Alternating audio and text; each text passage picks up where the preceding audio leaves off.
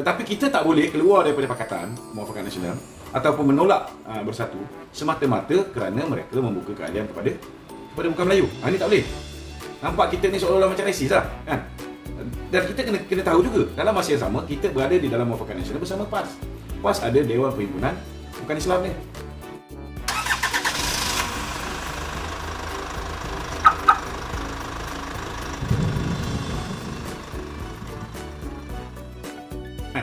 Tetapi kita tak boleh keluar daripada Pakatan Muafakat Nasional ataupun menolak bersatu semata-mata kerana mereka membuka keahlian kepada bukan Melayu. Ini tak boleh. Nampak kita ni seolah-olah macam resis lah, kan? Dan kita kena tahu juga, dalam masa yang sama kita berada di dalam Muafakat Nasional bersama PAS. PAS ada Dewan Perhimpunan Bukan Islam ni. Ada India, ada Cina.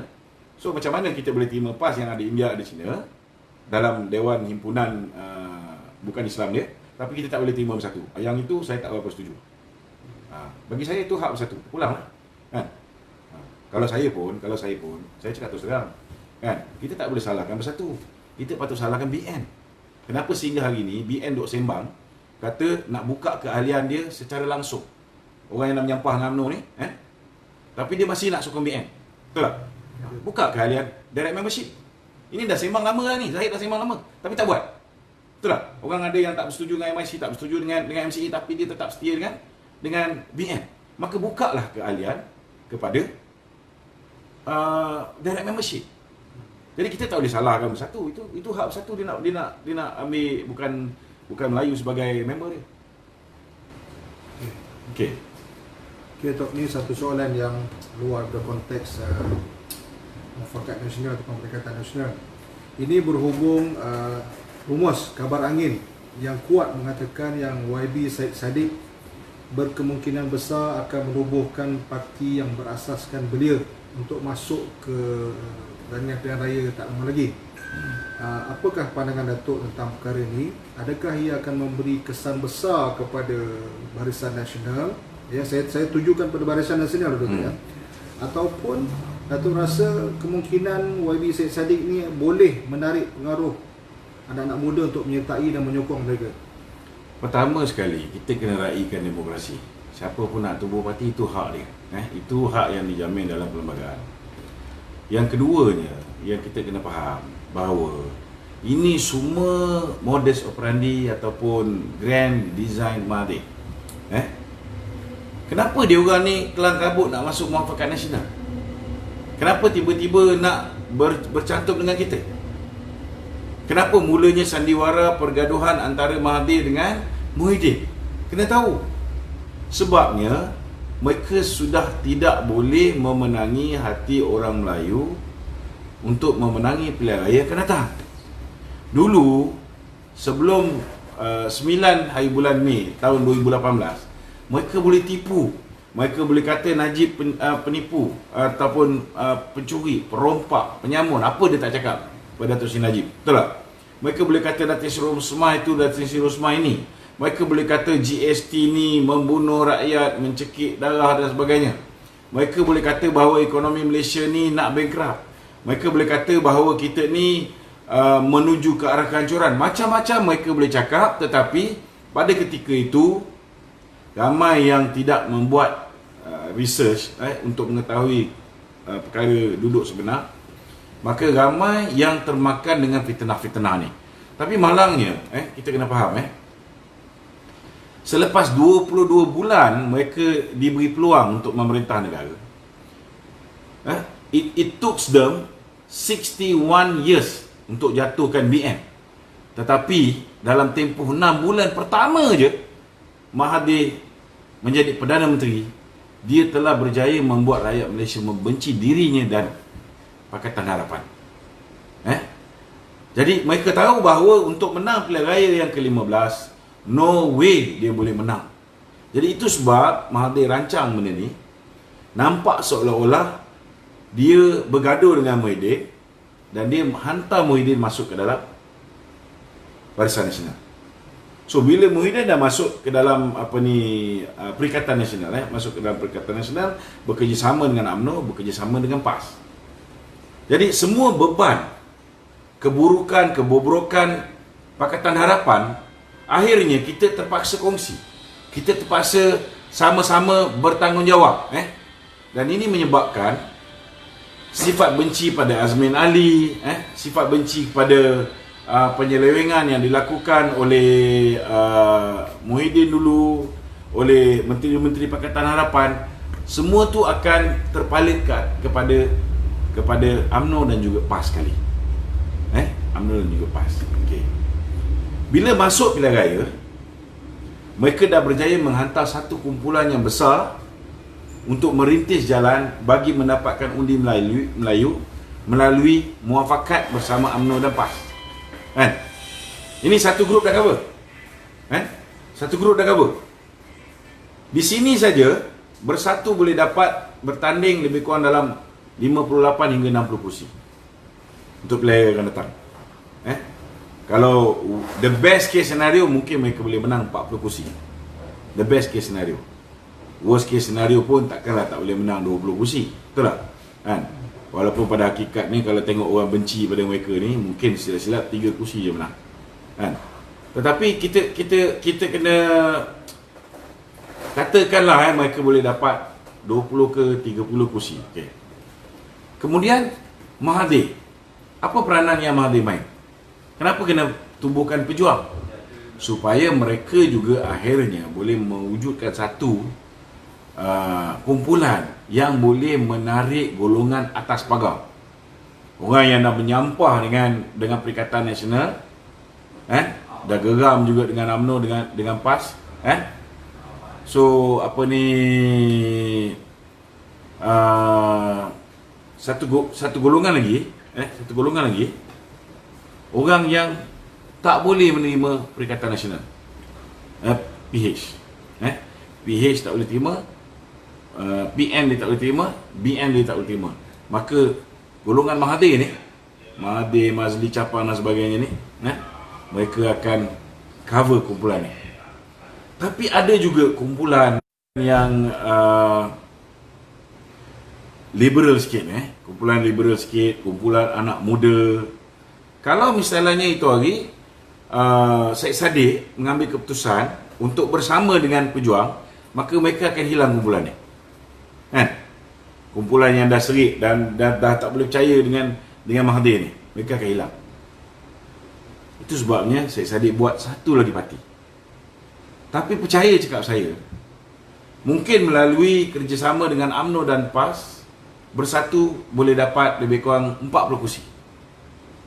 Katalah apa ni, mungkin taklah sebanyak tu lah, kata 30 kursi lah.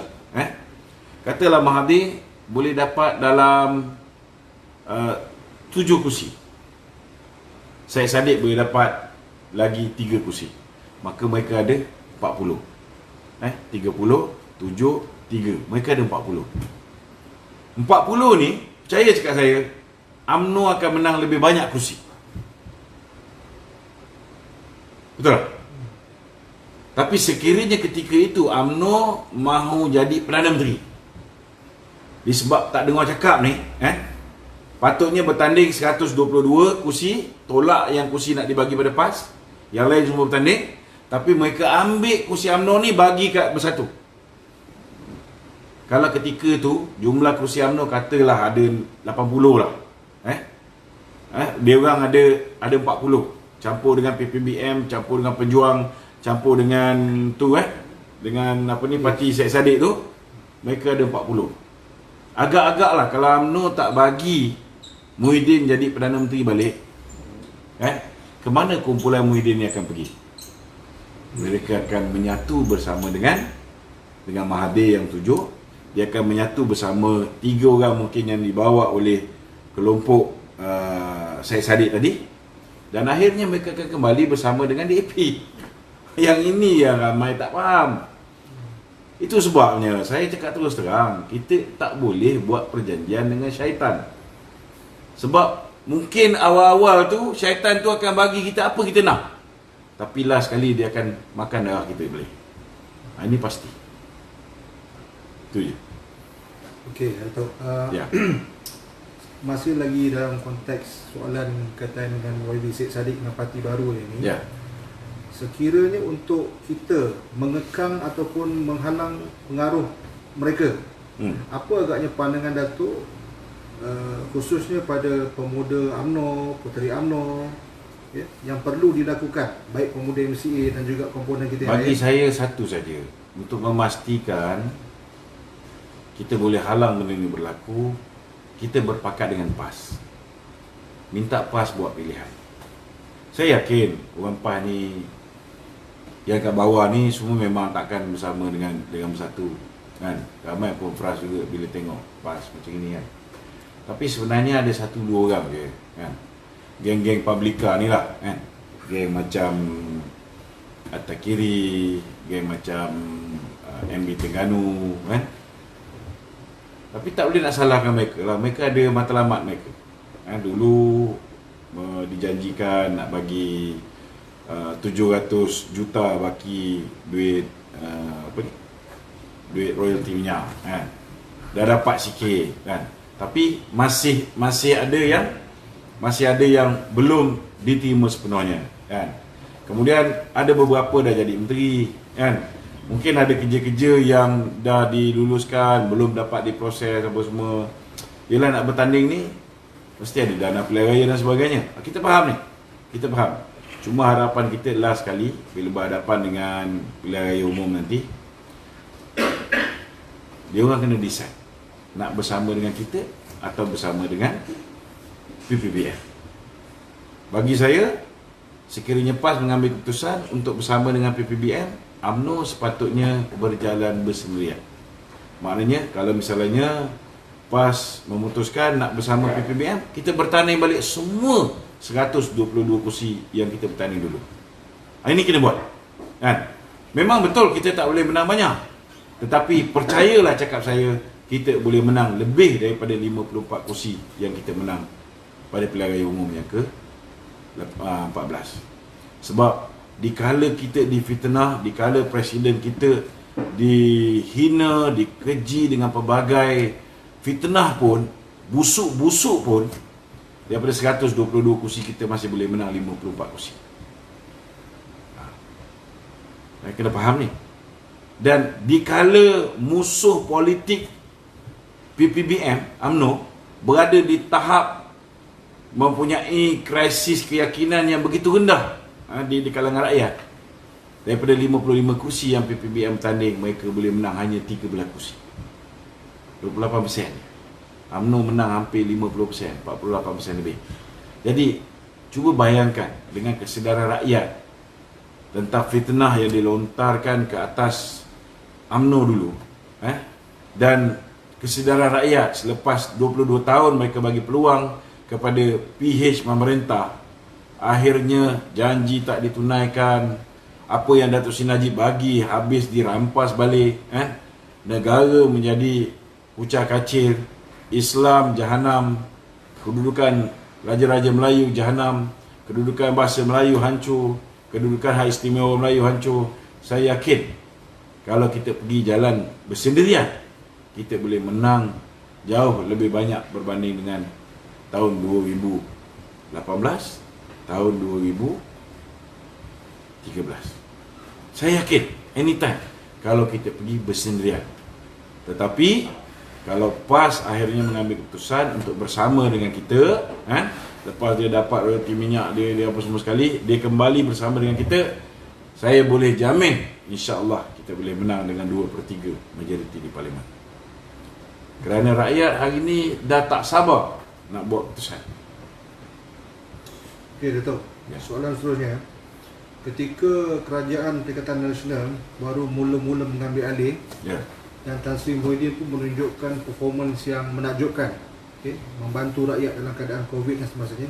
Dia Namun bukan hari ini, performa menakjubkan. Dia ada Datuk Najib yang memberi nasihat daripada hari ke hari.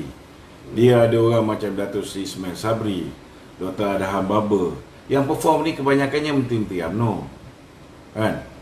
Dia ada orang yang ada pengalaman sekeliling dia. Kenapa PH gagal?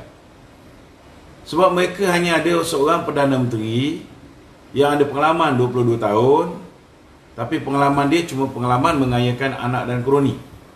akhirnya tidak ada apa yang rakyat dapat nikmat sepanjang tempoh 22 bulan mereka jadi Perdana Menteri. Tapi kenapa bila Datuk Tan Sri Muhyiddin mengambil alih, bila dia mendengar nasihat-nasihat daripada Datuk Seri Najib, dia setidak-tidaknya boleh bawa sedikit perubahan berbanding dengan apa yang dilakukan oleh kerajaan Pakatan Harapan kan.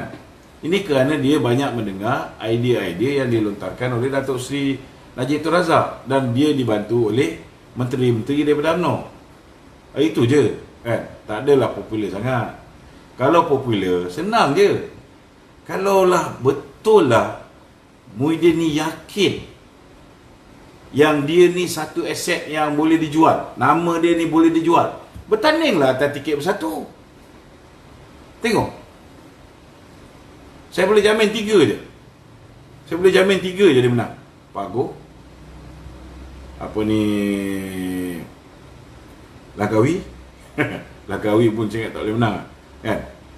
Satu lagi apa ni, Jerlun dan Pak Mukris. Pakai, cuba try pakai. No way dia tak boleh menang. Kalau dia betul-betul popular macam yang dia cakap kan, gunakanlah populariti diri saya kan. Dia tak cakap guna populariti ni kaji ke apa kan.